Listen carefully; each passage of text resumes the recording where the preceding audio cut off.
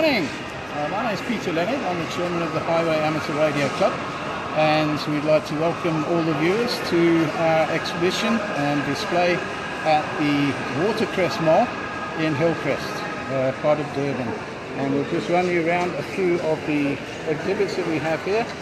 This exhibit is on behalf of Hamnet, which is the Amateur Radio Emergency Reaction Team, countrywide.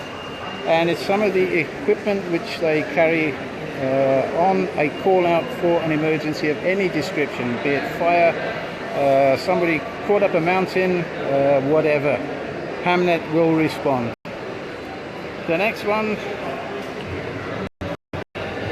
is a lot of equipment which may be very familiar to some of you, mostly to do with the armed forces of this country from many years ago. A lot of the equipment is very, very old indeed, but it's still functional. Some of it is no longer functional, but you'll see a gentleman there in the background, Mr. Keith Lowes. This is one of the parts of his extensive collection of old equipment. We are, as I say, the Highway Amateur Radio Club. We're here until tomorrow night, 6 o'clock. And anybody who's watching this now, you're very, very welcome to come along and join us and have a look and see what we do. There's a lot more to see than we've showed you up to now. Come along and see us and we'll make you welcome.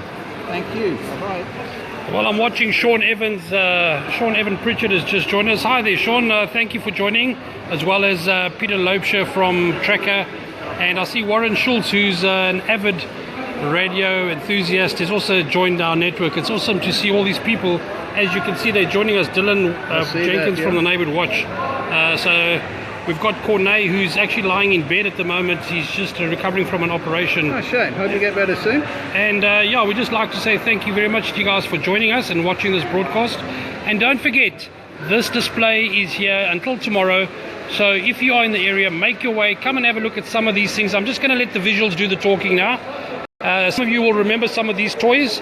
I know Trekker uses this kind of telephone technology at the moment because all Trekker's success comes from this kind of technology. I'd like to say hello to Philip Opperman, who's in Johannesburg. Philip Opperman is from Recovery Microdot, and we've got an audience now that's starting to increase. We've got Clive Reed, who's an ex-SABC cameraman, who's just joined the live feed right now. Okay. So I'm just introducing all of you to the chairman, Peter, who's just spoken to you guys.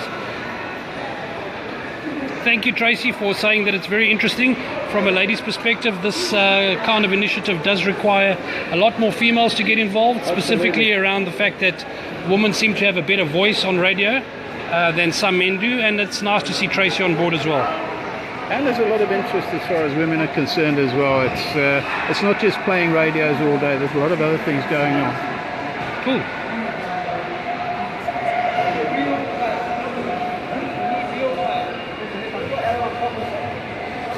So, just tell me about this radio. This looks like an international band radio. That's an old Barlow Wadley, and a Barlow Wadley was probably one of the most sought after radios that have ever been produced. It was designed and manufactured in this country, actually in Pinetown. And it's one of the type of radios these days that is so difficult to get hold of that is virtually gold dust. It was made Barlow's television company, and Pinetown was the manufacturing place of the Barlow Wadley. And these were known worldwide, and they are still sought after and restored by collectors. Keith, I've got a comment here from Sean Pritchard, who's asking, where is the balloon? The balloon is right above us here. Okay, all right, so there we are, Sean, there's the balloon. It's not your average party balloon. Peter, just tell us a bit about what is the balloon all about? Okay, the balloon we have, one of our members is a great balloon fundi, and he's been responsible for a good few launches locally and also in Johannesburg a couple of months ago. And this balloon goes up to 28,000 meters.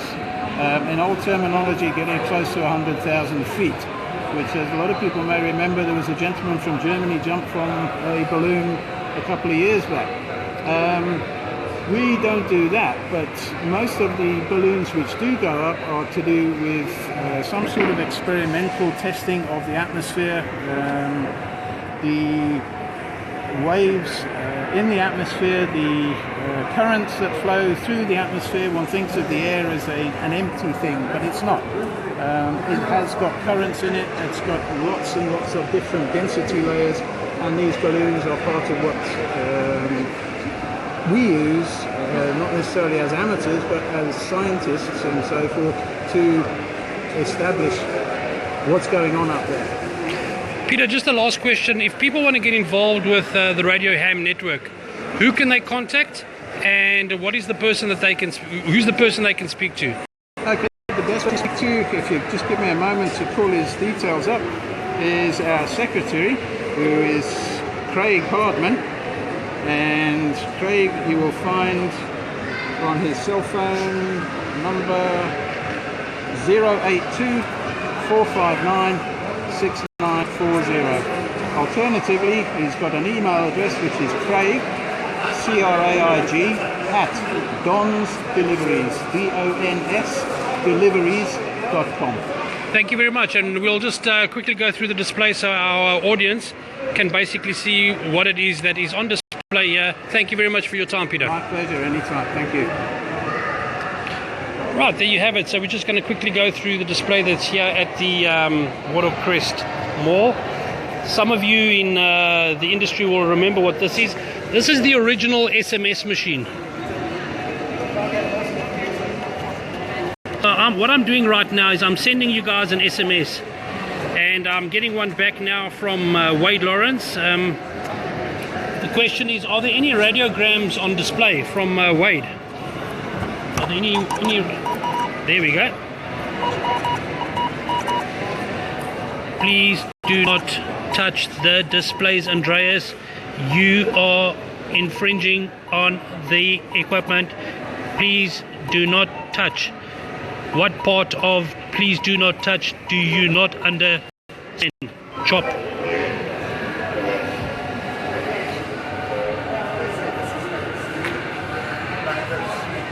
So we've got the guys from Rescue Tech have also just joined the broadcast. And welcome to the guys from Rescue Tech. I see Morgan has just joined the conversation. Okay. Lovely. One of the questions is, are there any radiograms on display? Radiograms? Yeah, what is it? Radiograms would be the old record player type hi-fi, the early hi-fi units.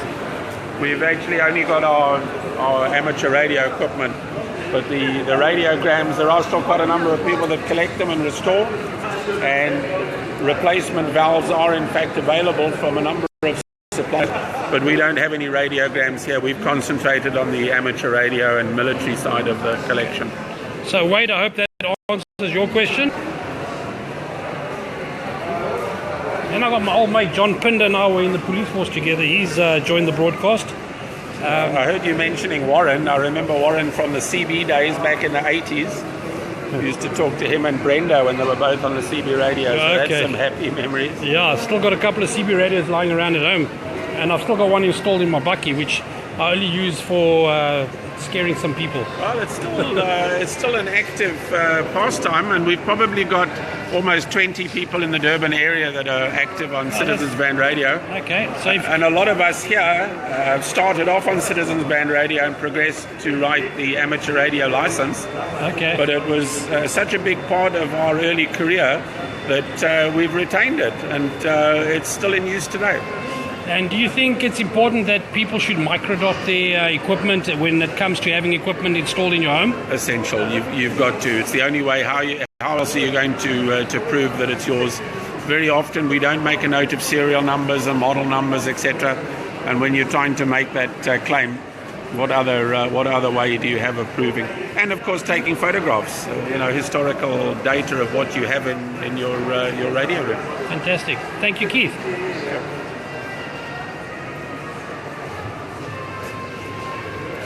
Right, we're going to quickly have a look and see what old Wes is doing over here.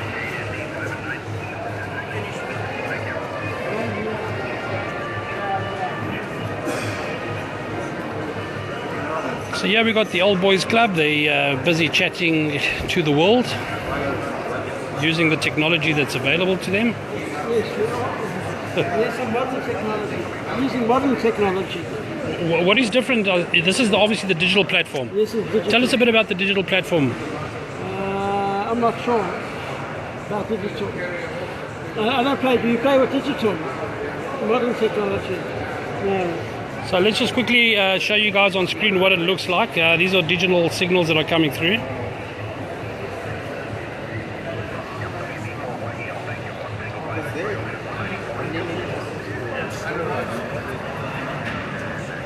No, that's a coastline.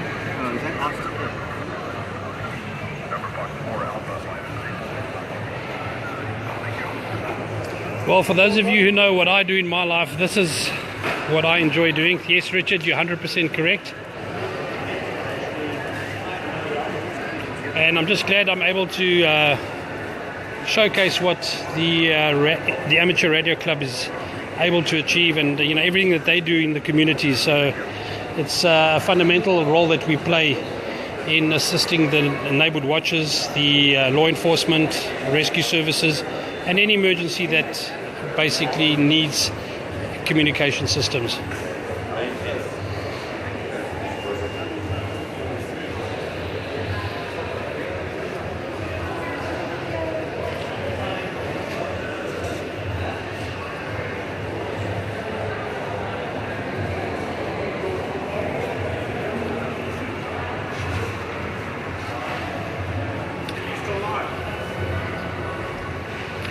Just going over to Keith is going to explain something to us quickly while we're live, and then we're going to cross over to our closing comments. Go, Keith.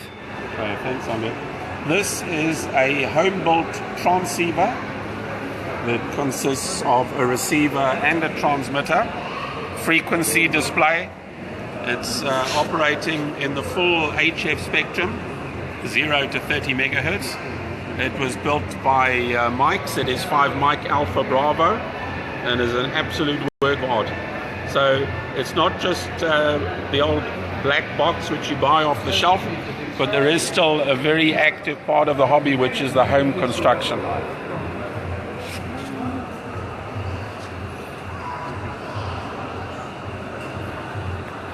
Well, there you have it. We've been broadcasting live from the Watercrest Mall in Waterfall, and I'd like to take this opportunity to thank all the participants and those of you that have been watching.